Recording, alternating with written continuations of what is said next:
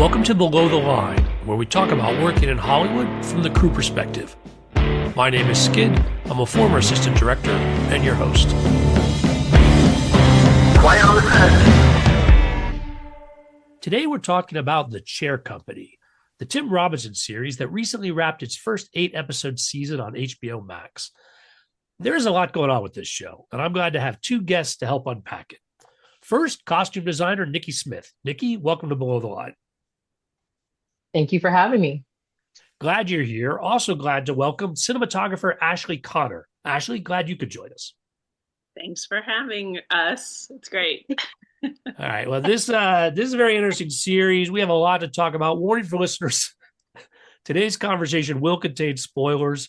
To start us out, how did both of you get involved with this production? The pilot director, Andrew DeYoung, and I have known each other for quite a few many years, and we'd never worked together. And I think when they knew the show was coming to New York and they were looking at New York DPs, he put my name in. And, kind of from there, we went through normal channels. Like I made a pitch deck, I pitched my ideas. And from there, Andy was able to pitch me to the guys. And then we kind of had a larger meeting with them. I went a little bit of a different route. My agent is a huge fan of Tim Robinson. She came to set and totally freaked out because she's obsessed with him. And she was like, his comedy, right? And I was like, yeah, of course, I've heard of him. And she's like, you really should submit for this. I think it would be great. And it was many steps of talking to the line producer, and then finally got to meet with Andy. And it's similar to Ashley in that once you meet with Andy, then they kind of pitch you to the guys as the larger meeting.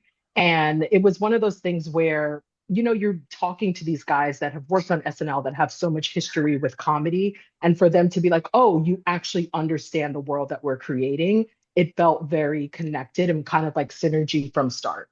Well, I should just add, I had watched all of Tim and Zach's stuff. I was already a fan. So it was I'm a big I Think You Should Leave fan. So when this came across, it was like, oh, this is the holy grail of where I want to go. Well, let's talk more about the world they're creating. If people are familiar with I Think You Should Leave, the show that Tim and Zach had done before, there's a peculiarity to their humor that's very much evident in The Chair Company. But also The Chair Company has this normalcy that has to thread through. And at the same time, there is definitely weird stuff going on. This just feels like a balancing act. And I'm curious about, for both of you, working with those guys and trying to walk this high wire of a show. How? I think from my perspective, they come from a heavy sketch background. And I don't think that the show doesn't have sketch elements, but creating a more singular narrative through line was something that was really important. And I think part of that was the design of the entire arc of the series and the season, specifically to kind of build towards and allow for the more surreal elements to be present. So when we were talking about establishing the pilot, things we talked about a lot were taking the Image and Ron seriously, kind of going a more dramatic route, and really making grounding him and the stakes of what he's willing to risk for this obsession to feel based in a reality. And then from there, it was easy to say, well, from there, anything is possible. So we knew that we had to hit certain tonal markers in order to keep it possible that certain people could enter the normal narrative. And I think that was working our way up to a fever pitch. It was very much about matching Ron's emotional journey throughout the season so that the finale could kind of go off the rails a little bit. And, there is a normal element to making the show, which is you get the pilot, you get to read the pilot. We did the pilot before it got, it was pilot, and then the series got picked up and they wrote the series. So I think that the boys always they knew what they were going to do, but they didn't know the specifics of every single detail when we were making the pilot. But they could clue us into like tonally where this season would take us. And it felt so expansive. And yeah, just we wanted to be able to keep the door open for all possibilities to exist, starting in the pilot.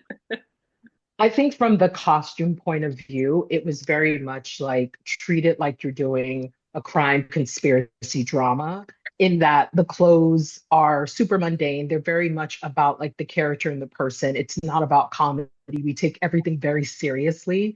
And so it allows the space, like Ashley was saying, to put these pockets of surrealism in it because you believe it can happen because it's a world that you relate to. If it was a hyper realized world, you would expect all that stuff and it wouldn't have the punch that those moments have. You just be like, oh yeah, I expect some weird guy to walk in. They're doing weird stuff. But if it's like a very, poignant class, like a life of the party class, like we want to help people to be more socially aware, and then, the weirdness happens there, then it really adds to the depth of the story. So we all took it very seriously. We're all like doing research and making sure that, if they're supposed to be a lawyer, they look like a lawyer. Like it was a lot of that from the costume and the visual elements. Talk to me first about the production. Ashley, you mentioned that they shot in New York. Give me a sense of when you did this filming and kind of how much of a production schedule you guys had. The pilot we did in the summer of 2024, and it had a pretty standard pilot schedule, like 5 weeks prep or 6 weeks prep and 1.5 week shoot. We started prep on the series like in March 2025 and wrapped production like the second week of July. And it's a comedy type schedule, it's a comedy type budget, which means like 6-day episodes plus 1 or 2 days here and there. I mean, as the season kind of took shape and some of the more action elements became apparent, it was impossible to sort of, and car driving and all this stuff, it was very impossible to make, I think, a 6-day schedule. The pilot was super lean for every department. It was, how can we not cut corners, but like really multiply like the little dollars we have and really make it look big and beautiful and all of that. And I think we kind of developed a way to do it in the pilot. So when we got the series, we already had basically the formula of how to take a dollar and make it into like $10. And that's kind of like where the series kind of builds, is that you can see the team working together in how they made the production work so that at the end, when you get those real surreal moments again, it's worth your bang for your buck. That idea that they just did the pilot and hadn't written out the whole show, but knew where they were going. The whole show carries itself. And again, it's a balancing act all the way through. What are you deciding about the look of this show? The things you're establishing that this is how we're going to tell this story that keeps it grounded, but leaves room for these other elements.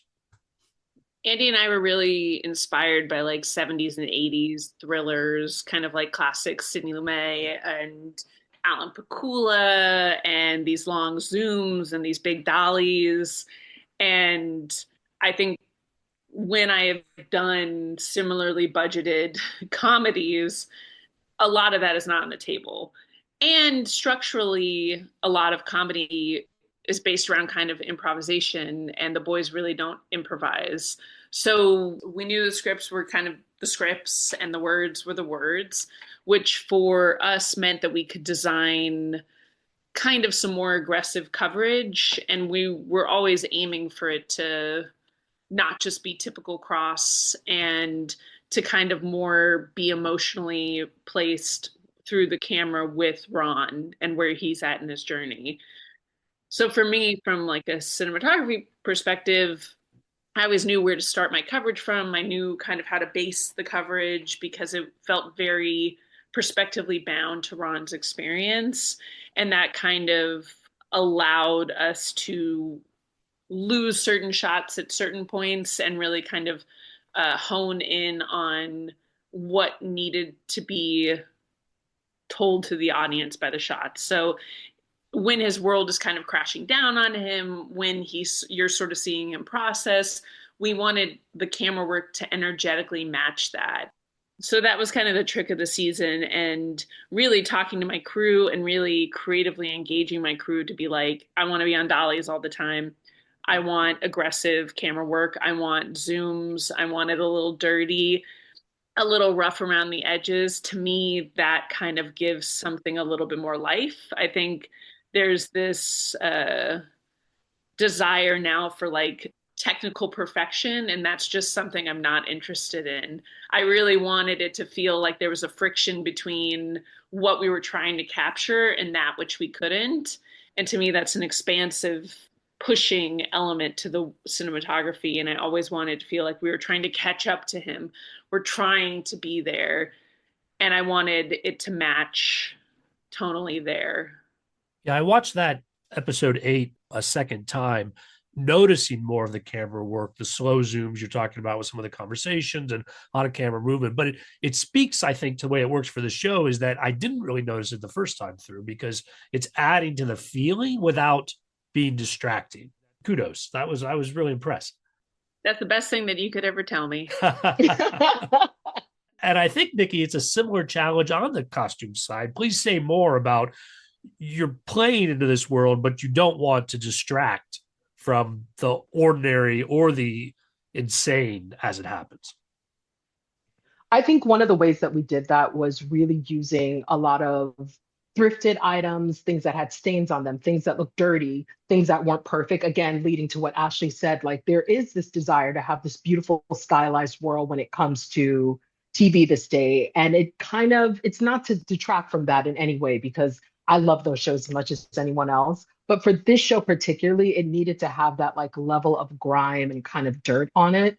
And I think we did that with, we didn't always steam the clothes, like especially if it was supposed to be nighttime wear, we'd wash it a couple times in Cascade to break it down to make it look older. It was really making sure that clothes looked lived in and nothing looked brand new, because brand new is a different story. And we're telling a story about middle class family in America that rewear the same shoes, rewear the same pants. And it was a lot of like when designing the character, making sure that the closet matched the character and not having super fancy pants for Tim just because it's Tim. It's like he was wearing Dockers from J.C. Penney, like 3 sizes too big, really pleated pants, like things that are just unattractive. And it was like, how can we pick colors that actually make people look worse?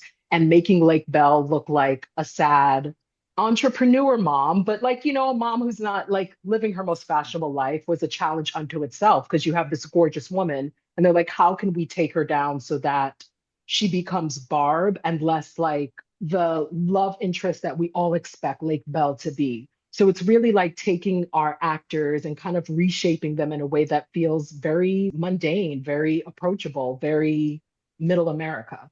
I know it would be my favorite part is like whenever we would The come to shoes.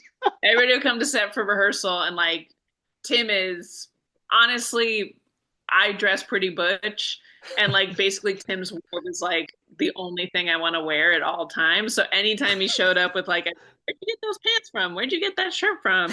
And just like Google, you know, great style, incredible style. And Lake is like equally as awesome. And she'd just show up wearing the coolest outfits, and then they'd get sent away, and then they'd come back with like she'd be wearing like Talbots and Yeah.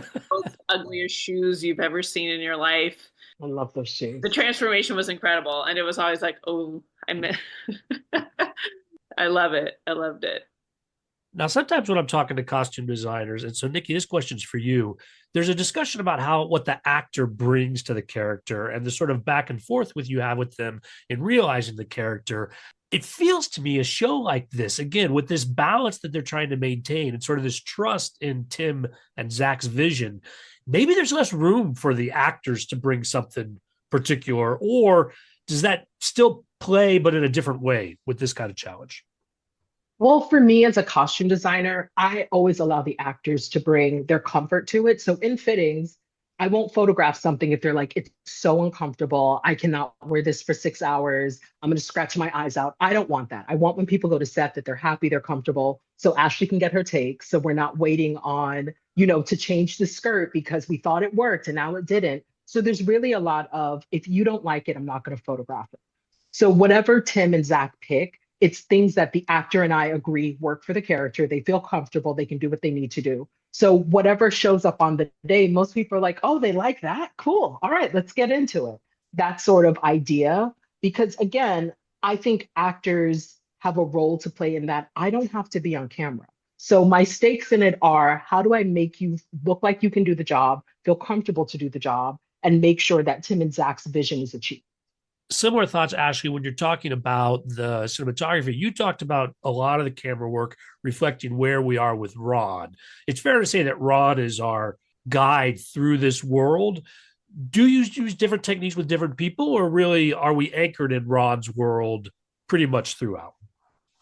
I'm pretty anchored in Ron's world. There's very few times where like we broke perspective, or not break perspective, but like go away from being with Ron. So there wasn't massive differences, but I would say that like understanding how we were going to visualize Ron in a scene, like there's a phone call in episode 8 where Jeff calls him and is trying to ask him to come back to work. And, you know, you shoot one half of the call and then you shoot the other half. And so I was very happy that we got to do Tim's side first so that I could see where we were going with the zooms, with the coverage, with the sort of glass reflection, and kind of that's a moment in the we're always push and pulling, right? Like Tim is or Ron is dragging us forward with the narrative, and then there's a moment where we really want to like stop and watch him and see how he's processing and where he becomes kind of impenetrable.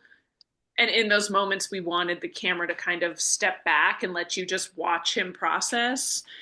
Uh-huh. And that phone call is kind of a big example of that, where you're on edge. You're on edge. He's writing such a fine line. And for us, that meant mimicking that, reflecting that back, or challenging that through the cinematography. And I felt like it was really fun to kind of have those conversations with Andy DeYoung and Aaron Schimberg, the directors, and just kind of be like, well, where do we want to take this right now? And the other part, you know, I wouldn't call the show experimental, but I come from an experimental filmmaking background. And so it's always kind of ingrained in my process, this idea of experimentation, this idea of failure. And it was so fun working with all the guys because they were so willing to kind of fail on a TV show that's really difficult, but it created this unique creative space where if something didn't feel right, if it didn't feel like it was working photographically, I would do something like do a take where I just shook the camera the entire time and zoomed in and out and did whatever it was. And a lot of that is not in the show, but it would just kind of reinvigorate the crew, reinvigorate my operators, reinvigorate the moment to be like, okay, we need to energetically match this better. It was just a really fun space for me to get really creative on and feel like I could strike out and there was a landing pad and I wasn't gonna get fired. Well, you mentioned earlier there's a low budget comedy. And I think I can presume one of the advantages of that is that you don't have 6 studio execs sitting at a video village questioning every decision that's being made. I think honestly, I'm not, you know, HBO has been incredible and so supportive, and like the producers, everybody, you know, everybody wants to complain about budget. It's very easy to complain about budget, but I never felt like I didn't have the tools I needed to tell the story we needed to tell. Yes, I had to get more creative. And to me, it's like I've done almost $100 million show. You know, I've done big budget shows where I can have every techno crane, I can have every light, I can have every lift. I can the morning of and be like, I need this piece of gear and it comes. And that is really fun and that is really great. And I love doing that. But when the opposite is presented and I'm really creatively aligned with what the show, I was really creatively aligned with what the show wanted to do. And that to me, I just would tell my crew, I was like, if you're going to complain that you don't have X, Y, or Z, then this is not the show for you. Because I'm asking you to cut off your left hand and then see what only your right hand can do. And if you want to join me on this journey, if you want to say, that's okay, I don't need that, you know, it's like you can light with the biggest units in the world and you can light with nothing. So there's beautiful work to be had across all the boards. So I was just very clear with my crew that if they were going to sign up to do this with me, then it couldn't be about what we didn't have. It had to be about celebrating what we did. And sometimes that meant pulling every damn light off the truck and every single unit. And, you know, sometimes it meant we'd fight for a 20K and we'd get it. And, you know, it was fun. You know, actually, when you were talking earlier about the conversation between Ron and Jeff, his boss, Jeff played by Lou Diamond Phillips. In the beginning, he's the archetype snarky boss. By the time we get to the end, you know, he's out in the desert with his friends. We're seeing more of his sort of internal thinking. Talk to me about his arc. I would say there's clearly a big difference in just the wardrobe because we see him in the office, and that's where we're introduced to Jeff. And there's a hierarchy that Jeff has over everyone in that he wears really nice tailored suits. They're, you know, great thread crown, beautiful pocket square. There's really the illusion of Jeff has all the money, Jeff has it together. And then when we see him outside of that, we start to see Jeff is not the top of the social pyramid. And how does that look when Jeff's sitting by other people who also have nice leather jackets and also can afford the best whiskey? How does that change? So it was really like kind of expanding his world, making it more casual, but still being that kind of billionaire boys club casual, and knowing that Jeff is on the lower rung, especially in Sedona, you can kind of see it when he's sitting, but some of the other guys, like the one guy has his shirt open, Danny Donovan is showing you chest and like hair's looking really great. It's very easy to see how Jeff is on the low rung of the billionaire boys club. And then again, when he's at the karaoke bar, the other guy's like, yeah, I just came from London, I did this. And you're like, Jeff, your friends are actually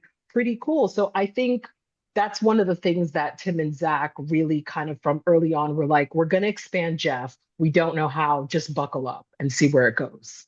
I also think that it's such a testament to Tim and Zach's writing and how they designed and how they approach character work. And I think that this comes from sketch background. Like they're really good at creating just a complete character who shows up for one scene, and you can sense like an internal backstory, you know, like the guy at the door begging for Beatles memorabilia, you know, like the Tamblays guy, like everybody who kind of showed up just felt so lived in, and that they were a character. They were a fully fledged character. And I love that.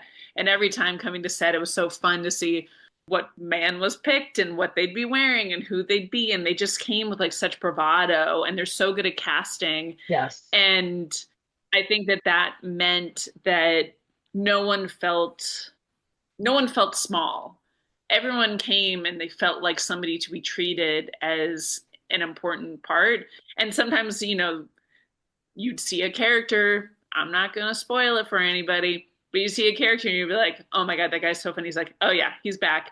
This is what he's doing later on, like down the line, we have for him. And you're like, what? That guy? Like, he is so fun. And again, that's a testament to their world building skills. And like, I was just so impressed that the world felt, and you know, people talk about Twin Peaks. I love Twin Peaks, but I think that the sort of emotional connection between these two worlds is like all these characters feel real and of the world.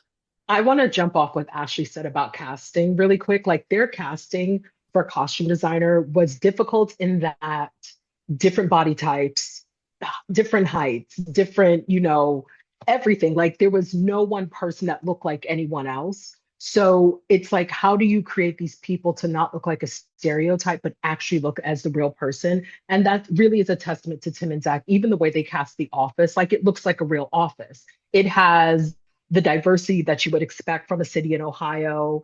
It has, you know, the different socioeconomic stats, even the different ages that you would see with Douglas and Doris being like older. And then you have like Jamie, who's young and cute. And like, how do you have all those people live in the world together? So again, it's the storytelling and the casting that really kind of make the show the thing that it is.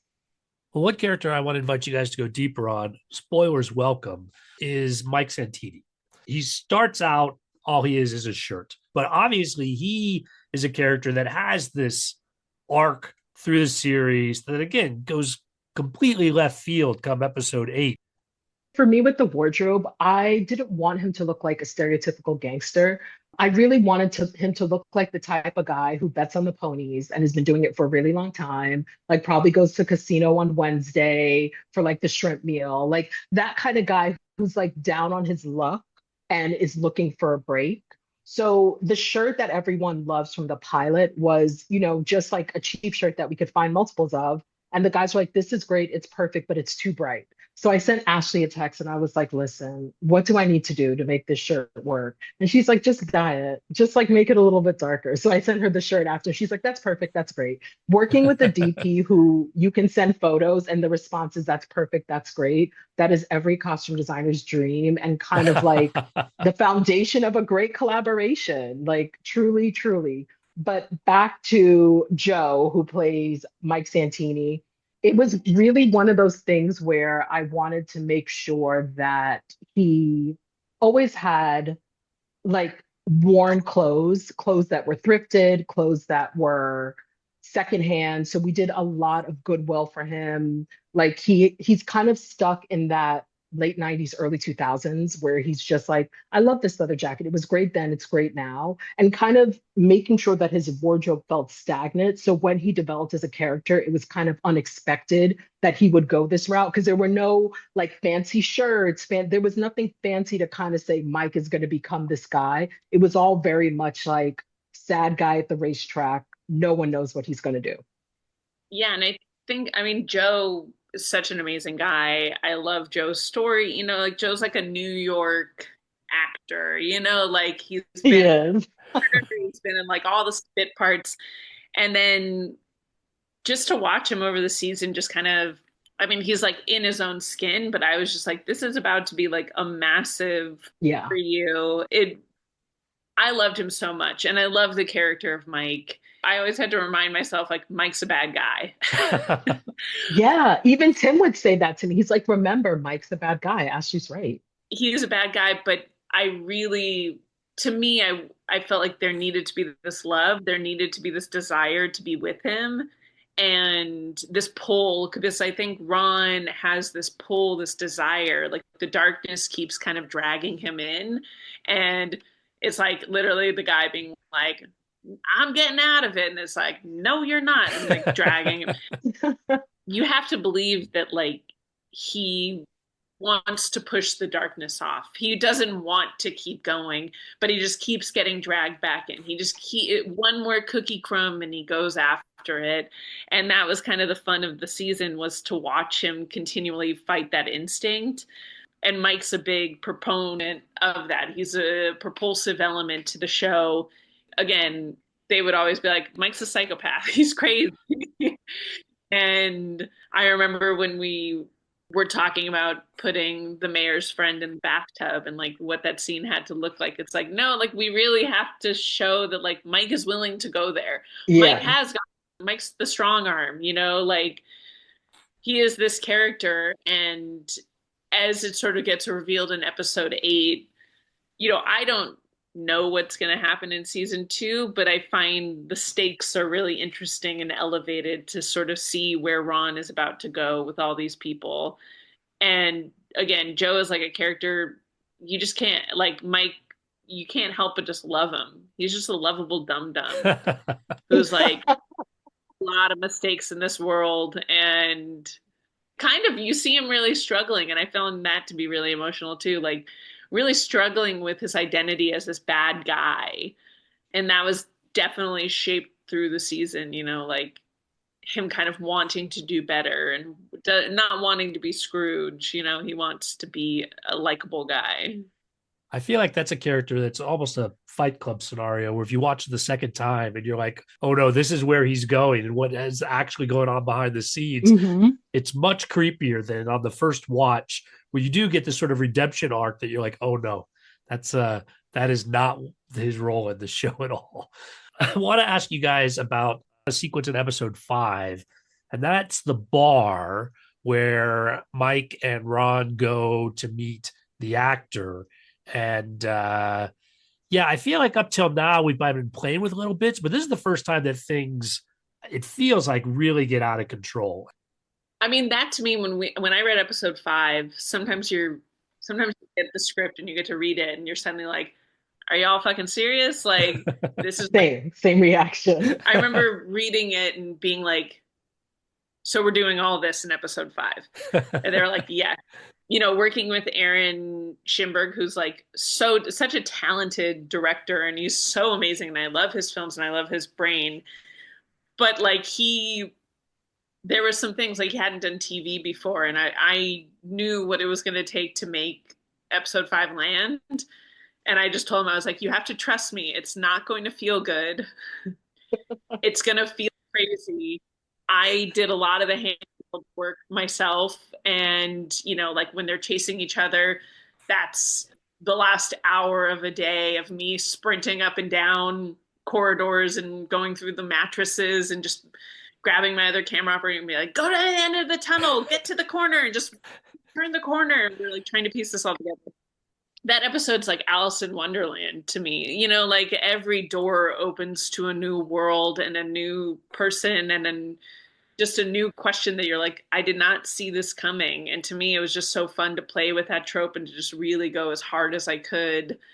That meant designing it to be like starting kind of normal and then quickly deteriorating and then just really letting the camera just get really crazy. And yeah, I remember just kind of being like, I got this one. Don't worry. I'm going to run around as much as humanly possible and we will get it. By the time you get to the explosion, you're like, I don't know what I just witnessed, but it was something. Same. Like as soon as we got the script, I went to the line producer and I was like, stunts, money. Like that's all I can tell you. Because every action sequence that you see has a stunt person who needs multiples to be the other side of it. So some of the people we were able to actually cast stunt actors as the roles, which was really wonderful. Like the girlfriend was an amazing stunt actor. The pole climber was actually a real pole climber. Like, so they also brought their expertise. So when you're in a fitting with a stunt person, I'm always like, can you do what you need to do in this shoe? Will you be safe? Can your harness fit under it? So we would have them bring in their harnesses, bring in their paddings, bring in their rigs, so we could have it in the fitting to make sure when they got to set, everything fit, everything worked, and we had multiples so we can take as many takes as needed within the budget to make sure that we could do it correctly. I would say like everything starting at the bar, kind of mundane, kind of relaxed, was really the best way to kind of like make the whole world explode as soon as the chase happens. And so it's really like, how can you make the bar feel so mundane that when they say it's a Coke bar, you're like, wait, really? Like, so once that starts, then you're like, wait, what? So then I think the audience is kind of like looking for the things that are the tells. And there are no tells for the costume. It's all like the acting coach who lives in Oliver Pablo's bedroom is just like a lovely acting coach that we put in like the saddest sweatshirt with flowers. It's always like, how can we make these people look like they really do live here?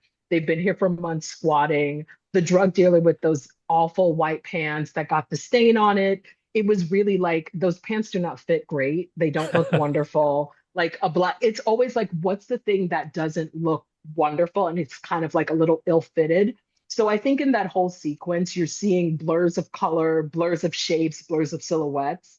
That's actually, I want to say, one of my favorite sequences in the whole series because it's every department working together from the art department to costumes to acting to hair and makeup to making sure the stunts and the principal actors look exactly alike so that there's no real tell when it switches in between the two to the amazing work that Ashley and her team did. It's like that's the joy of filmmaking, like that's the joy of TV is creating weirdness that excites the audience and excites the crew to make it. Another scene I want to ask you about is kind of it might be described as the opposite, but I'm curious what you bring similarly to the conclusion of episode 7 at the dinner party. We have a lot of folks dressed up. Again, seems very traditional, pretty large scale for TV. I think there's a lot of people there, a lot of costuming, a lot of background. And then you get these confrontation in Alice's office. Talk to me about wrapping up episode 7. I think episode 7 was, again, really fun to do something we hadn't done. We hadn't done a dinner party of that standard, of that caliber. So getting dresses that felt fancy, but it felt Ohio appropriate fancy, like you're not going to go to the Bloomingdale's, you may go to Kohl's, like making sure that everyone was on par with the correct socioeconomic status. And then you have Alice, who's kind of like the queen bee, but still keeping her within the range of the world. And also, I think one of the things that we thought about is color, like not wanting it to feel bright and fun and excited, trying to keep it in like a really tight tonal color palette where there's a lot of grays and navies and dark tones. So when things take a turn, like you kind of feel the whole thing is a little bit off from the beginning. Even when Lake arrives at the house, like it's not as glamorous as you would think it would be, but it's clearly glamorous to Ron and to Barb. Like they're clearly impressed by all of it. But when you look closely, like again, the suits are okay. The ties are okay. The dresses are all right. There's like, some cute little purses in there, but nothing's really like so fancy for them to be blown away. And then when you have the sequence in Alice's office, I want to give a shout out again to the art department. Like they dressed that office in such a magnificent way that, I mean, all she needed to do was stand there. And like, she's an amazing actress in her own, but like that's all she needed to do. Cause it just like you felt like you were in this whirl of like, what is she doing? What are these photos? What are these files? And like, how does it all exist and interplay together? So I think, again, it was one of those things where we got to do something fun that we didn't get to normally do as a department, but how it all came together at the end was beautifully creepy. That's the only way to kind of describe it. I think Jason Singleton, the production designer, and his team, they did such an amazing job.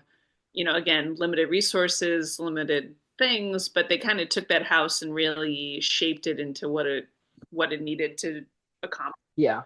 And we knew that that room was going to be a very special space to exist in, and just wanted it to really kind of like immediately throw you into like, what the fuck is this room? Like you have such, especially with a show that moves this quickly, you have little time to kind of express something very clearly and succinctly. And I felt like they did such a good job of like, you walk in there and immediately you feel like you've entered a new world, a different space. And then that room existed at the house. They like dressed it a lot and a lot of work on it, but that room was physically like, it wasn't a stage build. Yeah, I think I find that kind of relationship to like good location scouting, great production design, great costuming. Yep. It allows for more creative choices. Like there's a shot in there that has a mirror kind of reflected back on everybody, and that was a really fancy mirror that existed at the house that we weren't allowed to move. And I was like, don't move it. I don't want it moved. I want to use it. And they did such a tremendous job there, really just making that scene work. Well, that scene and that episode ends with Ron in a relatively good place where we could have just wrapped and said, "Oh, that's our story." Honestly, had no idea what was going to come with episode 8, and just to confound me even further, we open episode 8 with this wedding sequence that seems to have no connection. We see none of our characters, and it goes on for a while. Talk to me about the wedding sequence and what you do when you get this script and you're like, who are these people? The wedding was no joke. It was a big undertaking across every department because, again, we hadn't done anything like that. So it's like sourcing all of these dresses, sourcing the bridesmaid dresses. And I think Ashley and Aaron kind of sat down and figured out what are the key moments that we need to see. So then from there, they're like, we really want to focus on the wedding dress. We want to focus on this, like the flowers. So it kind of gave costumes and art, like these are the things that have to, kind of be 100%. Everything else can get by with like 80, 90% because they're going to be in the background. And art came up with a really beautiful color palette. Again, shout out to Jason and his crew. And we just kind of took that and expanded it for the bridesmaids, for our groomsmen, and just wanted to make sure that everyone looked good. So we normally don't do any BG fittings, but we fit everyone, including the mother of the bride, all the bridesmaids, all the groommen. We had like mini fittings for the DJ, like all of those people, the bartender, because they're so closely situated to our principles and so closely situated to what the story was without our principles that they had to look equally on par. And then you have our kid, our lone gunman, who just really need to look like a kid. Like there need to be no giveaway that he had anything else to do but to like show up and maybe like get some leftovers. Like you have no clue what this kid is bringing to it until he pulls out his 3D printed gun and then like lets the bullets fly, which is again totally unexpected. And I would say that blood rig with Stacy Crystal was kind of fun to do, to get shot and then have the blood kind of like appear on the wall behind him and then he slides down was really fun to kind of figure out like how do we do that with special effects? Where do we put the blood rig, making sure that the jacket and the shirt did all the things that it needed to do. But I would say across the board, the wedding was a massive, massive undertaking and it paid off. Like, I think it really throws the audience off the scent of where the finale is going to go in a good way, in a surprising Yeah, I think doing like a cold open, I think that's what I like, way. we wanted to like play with certain pastiche, the whole like wedding opening sequence. You've got it, but like kind of do it our own way. And, it's almost that sequence, but a little bit not, and a little bit grosser. And, it was just so fun to kind of read that and have it. I try to like replicate an experience of reading the script, which like at first I was like, oh, is this Natalie's wedding? And that's what you're supposed to think. And, like Right. we don't really play that joke that long, but immediately you should be like, oh, is this the wedding that they've been talking about all season? And then it kind of takes you out of it. And that sequence I just found so funny. And like the actors that they got to do, Stacey Crystals and the dad, the father of the bride, it was just so funny to me and made me laugh. In those kinds of circumstances, you really want like them to speak for themselves and not overshadow anything. And it was just really about like letting the moment play. And I thought it set up the final episode like, where are we going now? Because I think that that's what I loved about it. Like you get to the end of episode 7, and you're kind of like, okay, you figured some stuff out. Where do we go from here? Well, and episode 8 continues to zig and zag. I'm also reminded and want to hear your thoughts about the dog, which shows up somewhat inexplicably. I think it's just the episode before, maybe 2 episodes before, but he brings a dog home. Again, just an aside, like, why is this going? And then we meet the dog's original owner. By this point, you're always wondering who's going to matter and who's not going to matter going forward at this. Talk to me about the dog, the owner, the shape in the shed, the demon face. Again, if someone hasn't seen this show, they got to think, what the fuck are they talking about by now? But yes, all of this stuff comes together around this dog. I think to me, I had to approach episode 8 like there's no joke, and it is real. And I think that to me was very important to like understanding where Ron is at and his subconscious, and regardless of whether or not like the monster man is a real monster, if it's in his head and Ron's hit his head too many times, it kind of didn't matter. It like needed to emotionally land and to feel real within that moment and in that space. And Amanda's boyfriend at the end of the episode, we're sort of building up and setting up for a season 2. And to me, there was like a calming. You sort of like exhale a little bit, and then it really needed to get turned back up. And yeah, I don't know how they do it. I don't know how they wrote it out, but to me, it just felt like a cool progression. Like, of course we're going here. Of course we're like, there's almost like a fairy tale element to like going up to the house and like finding the man and dropping off the dog. It's speaking on cerebrally in like a different kind of abstract, weird way that the narrative logic might not totally add up, but I think like emotional logic, it makes sense to where Ron's at. And that to me felt important to kind of honor that. I agree. I think I've never spoken enough to enough people about where is the panty? Like, do we have Amanda's panty? Like, there were so many questions. Like, do we have it? Is it the same one? I was like, yes, it's the same one. It's the one from the episode. Don't worry. It was one of the things, again, what Ashley was saying, like, how do we create this narrative so that emotionally you can go along the journey? And I think one of the things that we did is once Ron leaves Fisher Robe and he's not at the office, we kind of change his wardrobe. So he's like always perpetual Saturday dad, like going on this journey, driving around, like running into these kids in the previous episode. Like he's doing all this weird stuff but it's like we're seeing Ron outside of the office. So then I wanted to extend that realism that the office kind of has for him. So when the guy turns into the monster, shout out to the amazing special effects makeup artist that did that, Denthead and Amanda's boyfriend. When you see those moments, it's so unexpected because he's dressed like a regular guy. There's nothing that gives away anything. Maybe the shape, you're like, oh, that's kind of weird. That might be the only thing that you're like, okay, I don't get it. And then you turn around and you see that face. It's like, how do you keep these people like in the most mundane, non incentivized, not giving away anything wardrobe so that when the weird things happen, when the panties thrown on the floor, like you don't know what that guy's gonna do. He's just dressed in black. There's like nothing special, interesting about it. It's really like let's focus on the thing that's interesting, which is the face. So throughout the wardrobe, I'm trying to highlight what are the things we should be focusing on. For example, for Ron, when he's going through the journey through the forest, I wanted to pick a light color shirt. So wherever he was in the forest, you would be able to follow him and follow where he is, no matter how Ashley shot it.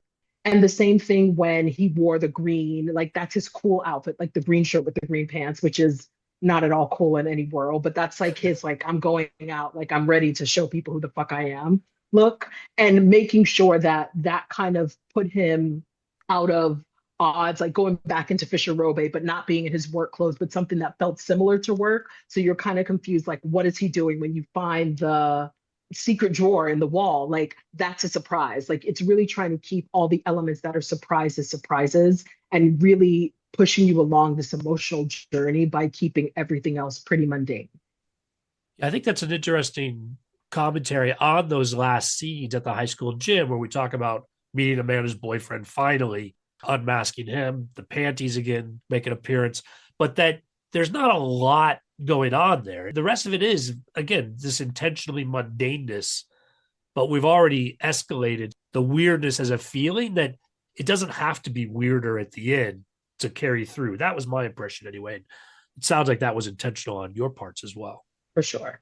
Like you can't do hat on hat, like you really want to again, I always felt like the more real the show felt, the more that the comedy could play and the more that like the craziness could exist because you weren't, the camera's not flipping on like a 360 axis. It's not trying too hard to like do all these things. It was like about observation and being there.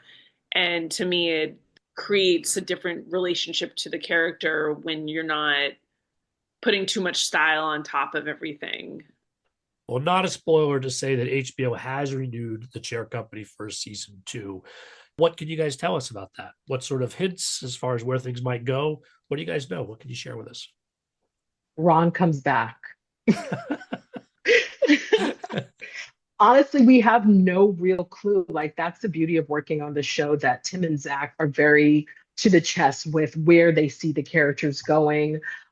I would say there were some characters that they would say, like, this person's going to be important in season 2, but that's it. And that doesn't give me anything. Just like make sure that the wardrobe's great, make sure we keep all the stuff they're going to be important. But even then, like, you don't know what the importance is because the story can go anyway. Like, are we going to follow Alice, Jeff? Like, who even knows who's the real bad guy? Even that, to me, as someone who worked on the show, was a question mark at the end. Like, who is really the person that's on the Tekka board? Who's really like the person that connects Tekka? Is Stacy Crystal? Does he know Jeff? Like, how do they know each other? Like, you see the weird photo.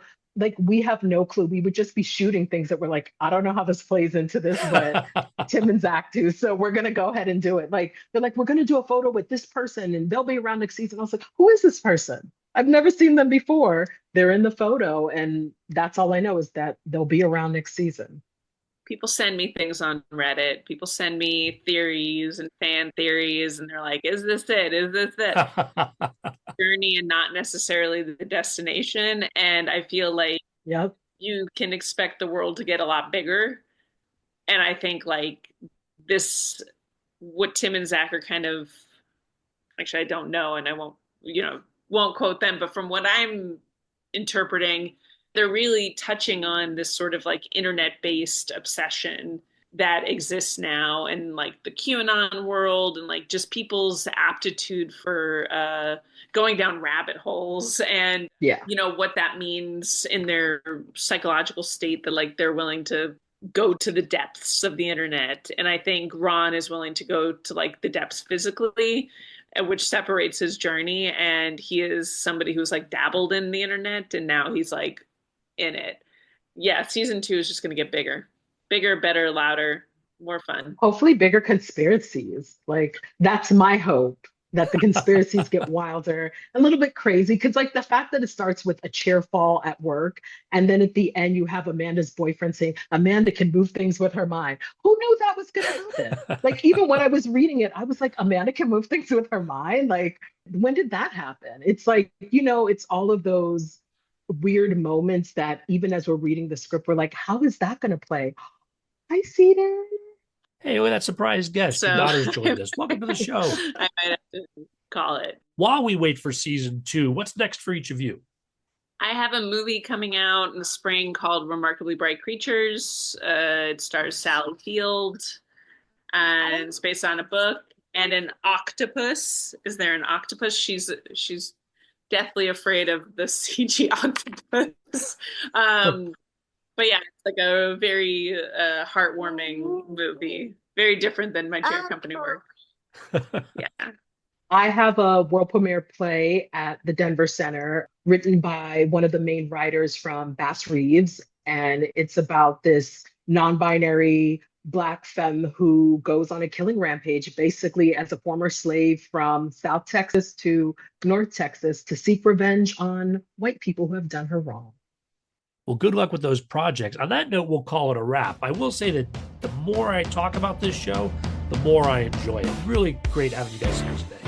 Thank you so Thank much. you so much. This is so much fun. Listeners, I always appreciate your feedback. My email address is skid@belowtheline1word.biz. That's B-I-Z. If you're new to the podcast, you should check out our archives, where there are now more than 275 past episodes if you're listening and enjoyed it. You can peruse those on our website, belowtheline.biz, or wherever you get your podcasts. Closing credits, thanks to Curtis Five for our music, John Wan for our logo, and to all of our listeners, I appreciate you. If you want to support us, consider a purchase. The logo is available on t-shirts, mugs, and stickers at redbubble.com. Other ways you can help. First, give us a positive rating wherever you get your podcasts. Second, tell your friends about an episode you enjoyed, because that's how we gain new listeners. All of that aside, whatever your engagement, the fact that you're still listening means a lot to me. Thanks again from Below the Line.